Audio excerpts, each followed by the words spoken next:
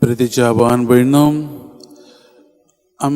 अशेंच न्हू एक दीस एक तरणाटो भुरगो तो एक उंच दोंगरार आशिल्ल्या एक रिट्रीट सेंटरार तो वता आनी थंय त्या रिट्रीट सेंटरान वचून मोगाच्या भावान भयणो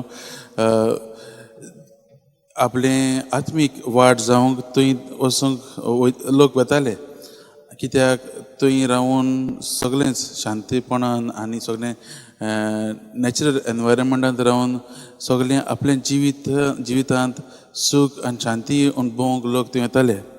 आनी थंय न्हू सगळीं झाडां, सुकण्याचो आवाज, नितळ वारें सगळें आसलें. आनी हो भुरगो जेन्ना थंय वता थंय ताका बरें दिसता. आनी थोड्याच वेळान तो आखोच निराश जाता, सारकोच बेजार कसो जाता, कित्याक थंय मोबायलाची कांयच रेंज ना, कांय सिग्नल ना, कांय नॅटाची रेंज ना. आनी तो आखोच उचांबूळ जाता, आखोच तिडकीन तो भरता आनी म्हणटा हांगा कांयच कनेक्टिविटीच मेळना आनी म्हजें जिवीत सारकेंच संवसारा कडल्यान डिस्कनेक्ट कशें जालां तो म्हणटा. आनी थंय न्हू मोगाच्या भावान भयणो एक पाद्री आसता आपलें रोजाराचें कोंत घेवन तो ताका तें पळयता कितें जाता तें. आनी तो म्हणटा, म्हज्या पुता, तूं हें कनेक्शन मेळना म्हूण इतलो निराश जाताय, चिंत आनी पळय, नियाळ करून पळय देवा कडलें आनी तुजें कनेक्शन कशें आसा. हेंच देवा कडलो डिस्कनेक्ट जालो जाल्यार तूं असोच निराश जातालो आसलो काय.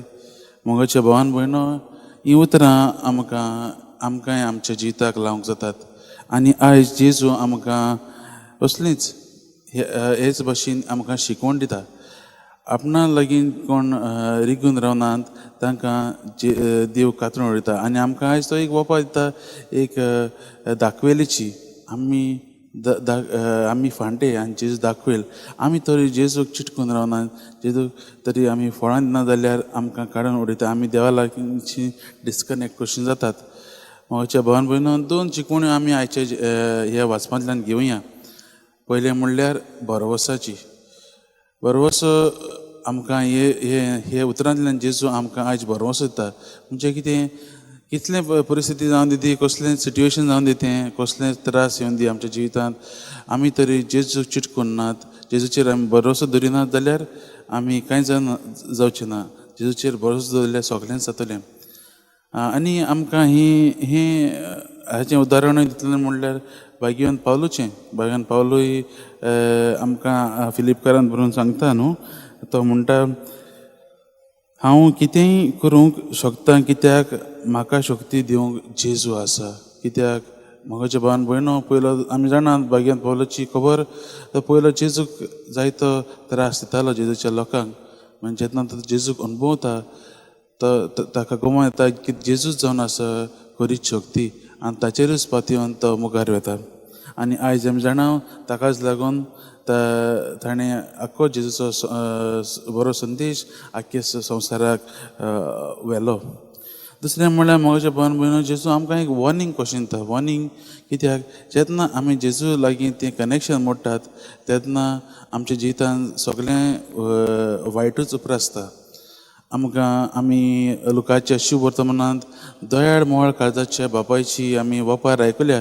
जेन्ना ह्या बापायचो धाकलो पूत आपलें सगळें घेवन पयस गांवान वता आनी आपली आख्खी गिरेस्त इबाडटा, तेन्ना मोगाच्या भावान भयणो आमी तेच भशेन पळयता.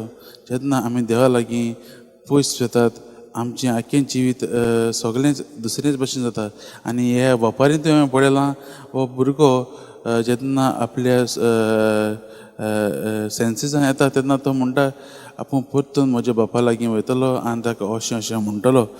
मोगाच्या भावान भयणो, आमी जायते फावटी असलेच परिस्थितीन पडलेलीं आसात. तेन्ना आमी नियाळ करूंक गरजेचें आमचें आनी देवा मदलो संबंद कितें आसा काय. आज जेजू आमकां आपल्या सवें चिटकून रावंक आपयता, आपले सवें तो संबंद घडोवंक आपयता. आमी पळया आमच्या जिवितांत जेजूक आमी आपणायलेलो आसा काय, जेजू लागीं आमी चिटकून रावलेलीं आसात काय. आमच्या मोबायलाचेर आमी रोखडींच कितेंय कसलें एप आवटडेटेड जालें जाल्यार आमी रोखडींच अपडेट करतात. आमी जेजू लागीं संबंदांत रावन आमी कितें करतात काय आमच्या मागण्याचें जिवीत कसलें आसात काय हेच प्रस्न हांव तुजे मुखार मांडटां.